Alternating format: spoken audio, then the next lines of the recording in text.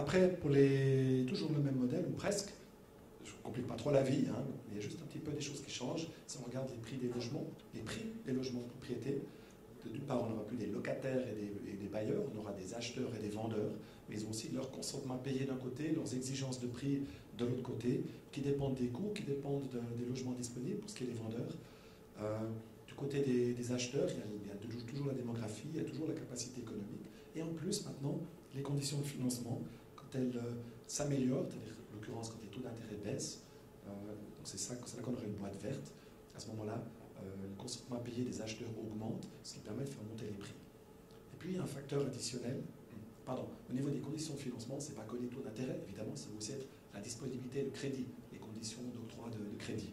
Donc, un durcissement des conditions d'octroi de crédit, c'est rouge dans la boîte là-bas, avec un effet réducteur sur le consentement payé des acheteurs et donc, à terme, aussi sur les prix. Et puis, il y a l'élément anticipation de prix qui intervient aussi, puisque les acheteurs sont prêts à payer plus, ils anticipent que les prix montent. En même temps, les vendeurs sont aussi plus exigeants. S'ils savent qu'en attendant un peu, ils pourront vendre plus cher. Donc, les anticipations de prix à la hausse ont pour effet aussi de pousser les prix ou de soutenir les hausses de prix. Finalement, je traiterai aussi, mais beaucoup plus brièvement, du marché des bureaux en location.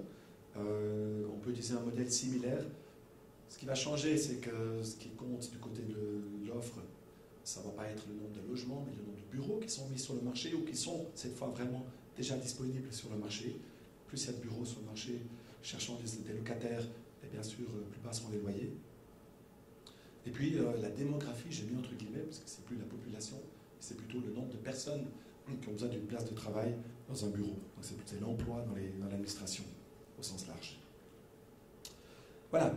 Alors ça, c'est le modèle. Et pour utiliser le modèle pour faire des prévisions, eh bien, j'ai besoin de prévisions par rapport à ces différents déterminants. Et je vais le faire, c'est la deuxième partie de mon exposé. Je vais vous montrer des prévisions, par exemple, commençant par la démographie pour toute la Suisse.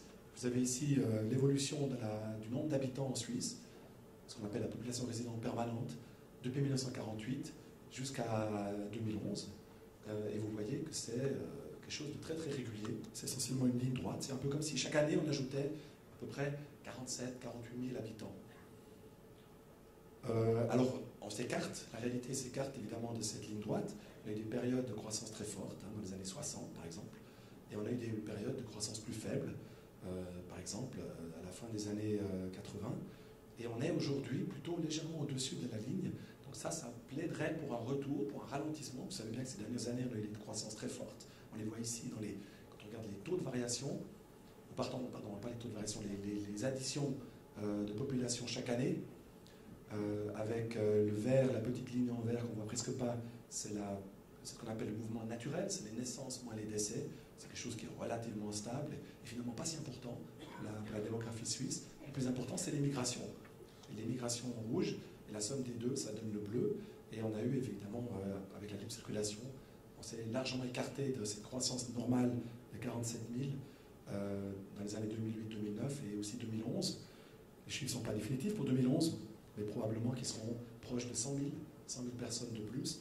Alors je vous apporte les premières prévisions, c'est celle de trois instituts qui prévoient simplement un ralentissement de cette croissance. Une flèche vers le bas, ça ne veut pas dire que la population diminue, ça veut dire simplement que l'augmentation en 2012 sera plus faible. Et puis on a des chiffres plus précis, Crédit Suisse 84 000 personnes et UBS 72 000 personnes additionnelles. Donc toujours une croissance démographique supérieure à la tendance, mais quand même plus faible que l'année passée. Au niveau régional, je vous montre les chiffres pour Genève et pour le canton de Vaud. L'année prochaine, j'ajouterai sur ce graphique Neuchâtel, Fribourg, Valais et compagnie. Mais pour l'instant, on a ça et on voit que ça semble assez bien. Vaud en tout cas ressemble beaucoup. Par contre, Genève, en bas à gauche, a eu une croissance démographique relativement faible l'année passée. Et là, les prévisions, c'est que 2012 verrait plutôt une croissance démographique plus forte. À condition évidemment qu'on puisse accueillir, c'est toujours le problème, ces personnes qui aimeraient s'installer dans le canton de Genève. Voilà. Deuxième déterminant important du côté de la demande, des consentements payés des locataires ou des acheteurs, c'est la capacité économique. Et là, pour l'instant, je vais me limiter à l'indicateur du produit intérieur brut, du revenu, qui lui aussi suit assez régulièrement une ligne droite. Alors cette augmentation linéaire, on va s'arrêter une minute là-dessus quand même, je pense que c'est quelque chose d'assez impressionnant, comme c'est un modèle simple. Ça veut dire quoi? Ça veut dire qu'au prix de 2010, le PIB augmente chaque année d'à peu près 7 milliards. Alors 7 milliards par rapport aux 8 millions que nous serons au courant de l'année, ça fait à peu près 1000 francs de plus par habitant par année. Voilà la croissance qu'on a depuis 1948, grosso modo. Alors, ces 7 milliards en 1948, c'était un taux de croissance de 6%. C'était formidable, un taux de croissance de 6%, on se croirait presque en Asie. Hein. Et aujourd'hui, les mêmes 7 milliards, eh bien, ça représente un taux de croissance de 1,3%. C'est la maturation de l'économie. C'est absurde, c'est une petite parenthèse qui n'a rien à voir avec le sujet du jour, mais c'est absurde de tabler sur des taux de croissance de long terme de 2%, des trucs comme ça n'existe pas en Suisse. On va vers des taux de croissance de plus en plus faibles. Voilà. Donc ça c'est. Alors maintenant, ces dernières années, vous avez vu qu'on est un petit peu au-dessus de la ligne, on est plutôt. Elles ont été bonnes. L'année, en regardant les taux de croissance, l'année 2010, l'année 2011 ont été au-dessus de la tendance en termes de taux de croissance. Mais les prévisions, 3 instituts, et aussi la moyenne, bien sûr, il y a beaucoup d'instituts en fait, qui font des prévisions sur le PIB, croissance plus faible. Croissance positive pour cette année, mais en général plus faible que 2011. Plutôt 0,8, entre 0,4 et 0,8% de croissance, comparé au 1,8 qu'on a encore eu l'année passée. Au niveau du taux de chômage, rapidement, il est aussi prévu qu'il augmente légèrement, je n'ai pas fait de graphique, je ne sais pas de ça, qu'il augmente légèrement, quand on passe par exemple de 3,1 à 3,3%. Au niveau des cantons, le canton de Genève, canton de Vaud, ça ressemble de nouveau la ligne droite, avec une série temporelle un peu plus courte. Les deux cantons seront presque pile sur leur ligne, avec une croissance plutôt bonne en 2010. Et là aussi, les prévisions, ça serait plutôt un ralentissement de cette croissance. Une croissance plus faible en 2012. Après les conditions de financement, le taux d'intérêt hypothécaire, je vous présente ici ce qu'on appelle le taux d'intérêt réel, c'est-à-dire déduction faite du taux d'inflation. Normalement, il doit être positif. Hein, les créanciers ne prêtent pas de l'argent dans le but de perdre, dans le but que quand on leur rend l'argent en termes de pouvoir d'achat, il y en a moins. C'est arrivé quand même, c'est arrivé entre 1971 et 1975. Ce sont ces barres négatives que vous avez là au milieu du tableau, où apparemment, plusieurs années de suite, les créanciers ont été surpris par l'évolution du taux d'inflation et ont explosé des taux d'intérêt réels négatifs. Mais autrement, la plupart des années c'est positif, ça peut être très élevé, ça peut être très faible, et ça tourne autour d'une espèce de moyenne de 2%. Et ces dernières années, l'inflation était stable, je dirais, elle était assez prévisible, et donc les taux réels qu'on réalise ex post devraient être assez proches, je dirais, pour ces dernières années, de ce qu'on anticipait, les exigences, si vous voulez, des créanciers. Et donc ces quelques 2% de taux d'intérêt réel qu'on a connus ces 2 dernières années, pour moi, ce sont vraiment les exigences des créanciers, 2%. On peut retenir ce chiffre. Alors, les taux nominaux par rapport à ça, ils sont là, vous les avez ici, et les prévisions qui sont faites par différents instituts, c'est soit qu'ils restent stables, c'est ce que signifie une flèche horizontale, le rouge étant les taux fixes, le bleu étant les taux variables, on n'a eu que du taux variable jusqu'à présent, dans le schéma précédent. Il y a une prévision qui dit 2,7%, ce qui serait légèrement en dessous de ce qu'on a aujourd'hui, en moyenne, encore une fois, 1,7% sur le taux fixe.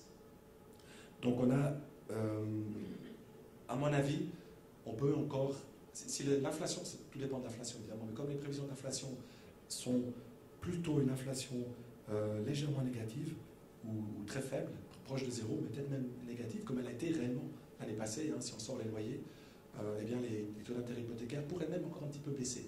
Et ils ne sont pas exagérément élevés, ils ne sont pas exagérément bas.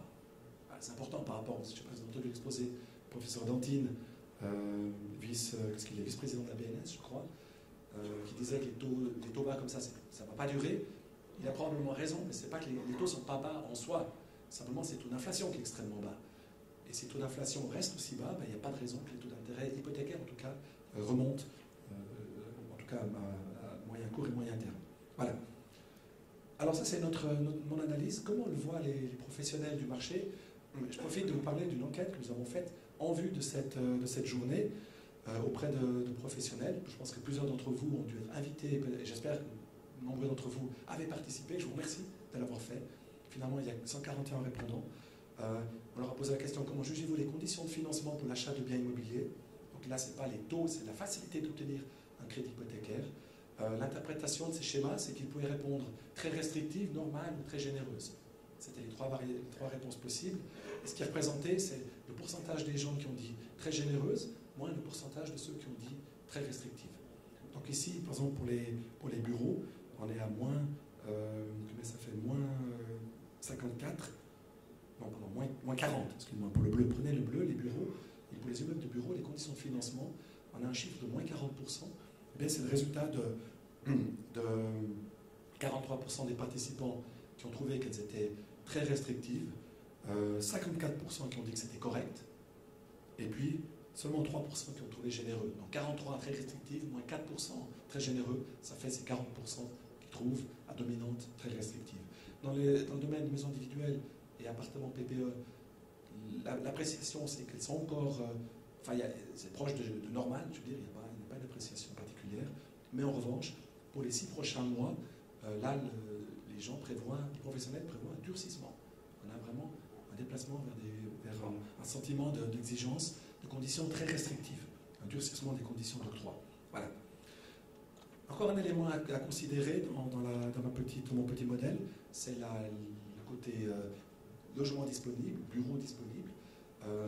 Et là, c'est relativement facile, puisque les prévisions pour 2012 reposent essentiellement, enfin, ce qui va arriver sur le marché en 2012, sont des logements qui sont déjà en train d'être construits, et c'est ce qui est représenté par la courbe supérieure, c'est les logements qui étaient en construction au 4e trimestre de l'année précédente. Donc pour le chiffre pour 2012, c'est le nombre de logements qui étaient en construction au 4e trimestre 2011. Il y a un décalage dans la courbe, de manière à ce qu'on puisse vraiment bien voir la correspondance avec la construction effective, et on voit assez facilement qu'il y a eu beaucoup de logements en construction à la fin de l'année précédente, de l'année passée, et sur cette base, tout le monde prévoit une augmentation du nombre de logements qui arriveront sur le marché cette année. Et même le chiffre de 47 000 logements a été prononcé, je crois, par le Crédit Suisse, mais je ne suis pas tout à fait sûr. Voilà.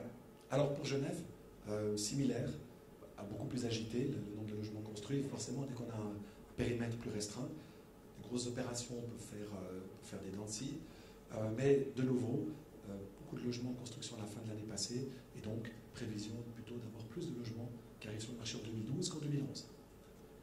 La disponibilité immobilière, on a posé la question également dans notre enquête. Le sentiment, c'est qu'elle sera... donc comment jugez-vous le nombre de biens immobiliers répondant à la demande et proposés à la vente par rapport à ce que vous avez observé auparavant pour les 6 prochains mois? Le sentiment, c'est que la disponibilité sera plus faible dans le futur, en dominante. Il y a des gens qui pensent qu'il y en aura plus, mais le sentiment est plutôt dans le négatif. Donc les répondants, les professionnels, contrairement aux statistiques, prévoient plutôt une disponibilité plus faible dans le futur, mais par contre, pour les 2 prochaines années, c'est le rouge, là, la situation se dégrade un tout petit peu. Donc la disponibilité diminue un petit peu.